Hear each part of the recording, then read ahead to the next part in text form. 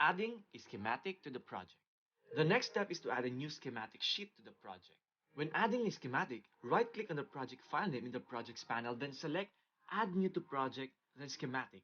As shown on the image, a blank schematic sheet named sheet1.shdoc will open in the design space, and an entry for the schematic will appear linked to the project in the projects panel under the Source Documents folder icon. When connected to the Concord Pro workspace, the Select Configuration item dialog will open after selecting Add New to Project and then Schematic.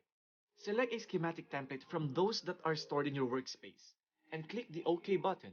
Second, to save the new schematic sheet locally, select File and then Save As from the main menus. The Save As dialog will open and ready to save the schematic in the same location as the project file. Note that files stored in the same folder as the project file itself are linked to the project using relative referencing, whereas files stored in a different location are linked using absolute referencing. Third, since you have added a schematic to the project file has also changed. Right-click on the project file name in the Projects panel, then select Save to save the project locally.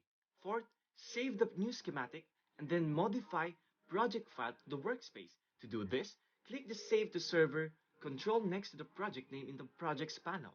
Fifth, the Save to Server dialog will open. Confirm the multi-vibrator project PCB and multi-vibrator SH.doc files are checked. When this is complete, a small green check will appear next to the file's name in the projects panel, as shown here on the image.